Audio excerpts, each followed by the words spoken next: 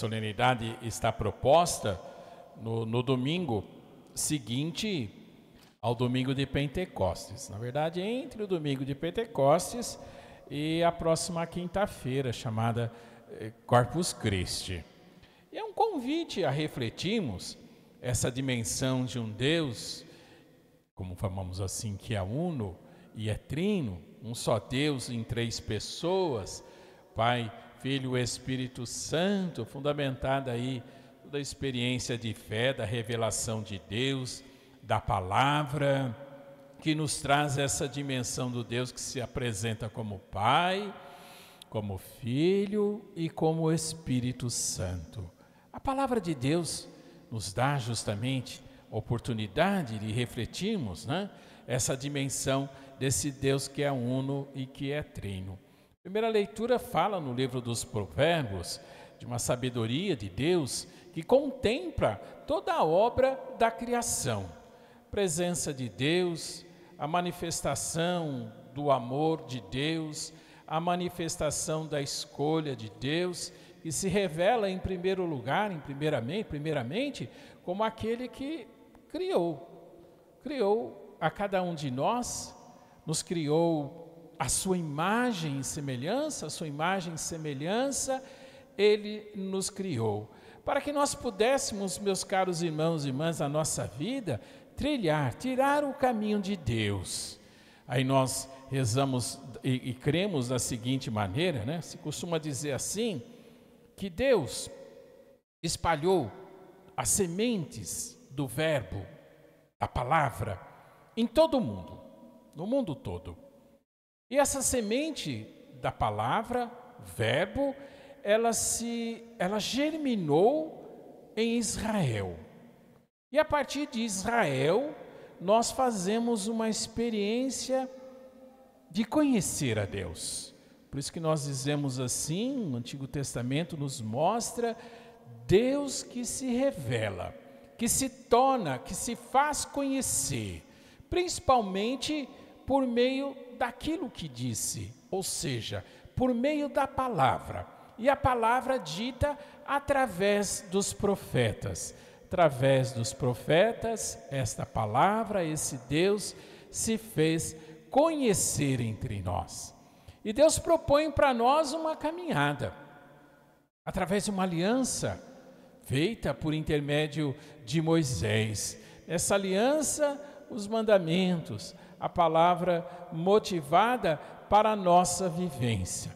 Então, a primeira dimensão de fé é justamente essa, na Trindade, é Deus que se revela, que se deixa conhecer e se revela primeiramente como Criador, aquele que nos deu a vida, o dom da vida, e criou todo o universo para que nós possamos dele desfrutar. Aí uma segunda dimensão desse Deus, que primeiramente era a palavra dita através dos profetas, é um Deus que se revela quando essa palavra, aquilo que era a palavra, se faz pessoa humana. Então nós temos a primeira dimensão de Deus Criador, que passamos a chamar de Pai, e o Deus que se revela como Filho, quando o próprio Deus se faz pessoa humana e se encarna, ou seja, se faz pessoa humana para habitar entre nós na figura de Jesus, na pessoa de Jesus. Jesus, no seu projeto, ele nos dá a conhecer a dimensão desse amor de Deus. Nos mostra concretamente essa experiência desse amor de Deus, para que, através desse amor, nós possamos conhecer a terceira pessoa, então, da Santíssima Trindade, que é o Espírito Santo. Dizemos assim na leitura, a verdade, a segunda leitura aqui, carta de Paulo aos Romanos. Primeiramente ele fala, justificados pela fé, estamos em paz com Deus, pela mediação do nosso Senhor Jesus Cristo, porque o amor de Deus foi derramado em nossos corações pelo Espírito Santo que nos foi dado. O padre retoma essa questão do Espírito Santo no Evangelho, mas vamos aprofundar um pouco mais esse trecho da carta de São Paulo aos Romanos. Ele diz assim: justificados pela fé, estamos em paz com Deus. São Paulo gosta, ele usa essa palavra justificado, justificação, ele usa diversas vezes. O que Paulo está ensinando para nós? Na verdade, se a gente pegar o Antigo Testamento, se usa muito a questão da justiça, ou mais precisamente, da pessoa justa. Chamar alguém de justo no Antigo Testamento era um maior elogio que você podia fazer para ele. E você está reconhecendo que ele é uma pessoa boa, uma pessoa de Deus, uma pessoa imbuída das melhores das intenções e da melhor das motivações. São José, o justo José, como nos diz a palavra, né?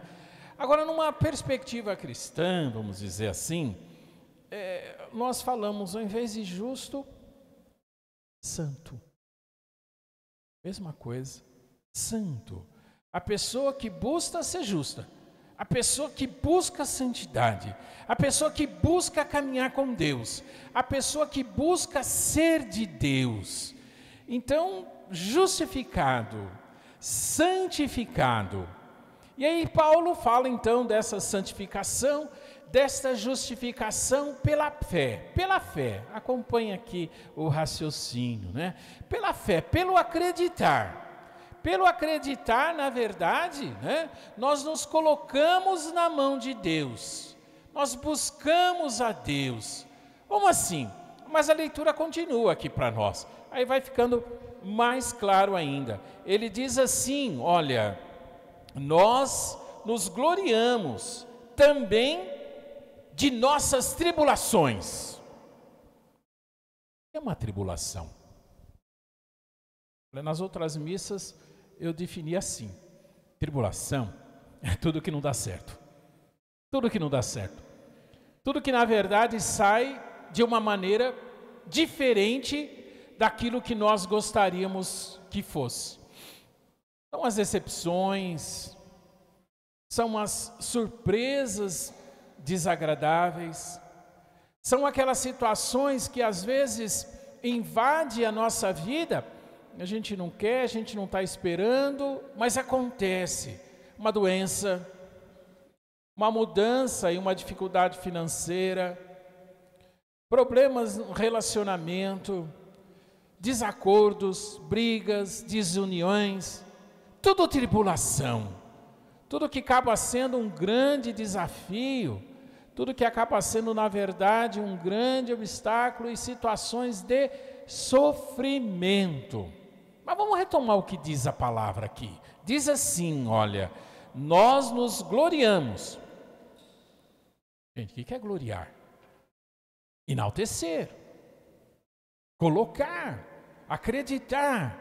E diz aqui, ó, nós nos gloriamos também de nossas tribulações, ou seja, de nossas dificuldades, de nossos sofrimentos. Nós somos chamados a nos gloriar. Lembra que estamos falando da fé, né? E aí, por quê? Ele explica para nós, ó, sabemos que a tribulação gera constância, ou seja, resistência, determinação, perseverança, vontade de ficar em Deus, apesar da dificuldade. E essa constância, continua a leitura, leva a uma virtude provada, ou seja, uma virtude que, apesar da provação, nós permanecemos firmes.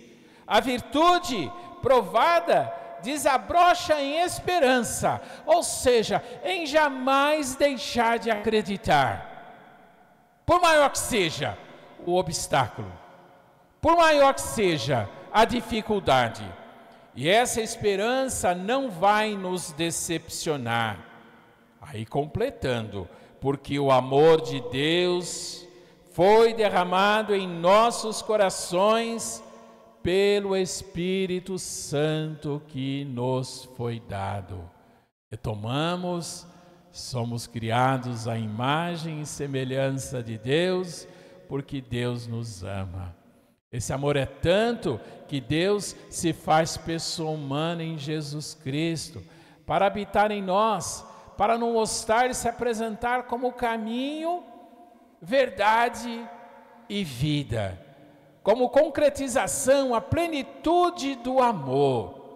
E no meio de nós, Jesus nos mostra justamente o caminho da salvação.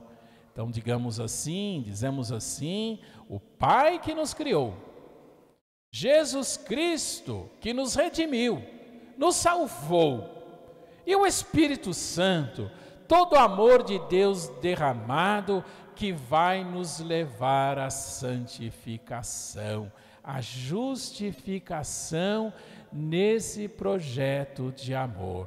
Contemplando a mensagem trinitária, Jesus diz assim no Evangelho: tenho ainda muitas coisas a dizer-vos, mas vocês não são capazes de compreender agora. Porém, quando vier o Espírito da verdade, Ele vos conduzirá à plena verdade. Quando buscamos conhecer essa face de Deus, nos deixando conduzir, é o Espírito Santo de Deus que passa a agir em nós. Conduzido pelo Espírito, conheceremos a verdade, a plena verdade, o caminho de Deus. Deixando-nos guiar pelo Espírito Santo, viveremos o amor que fundamenta esse projeto de Deus para nós, para alcançarmos a salvação. Louvado seja nosso Senhor Jesus Cristo.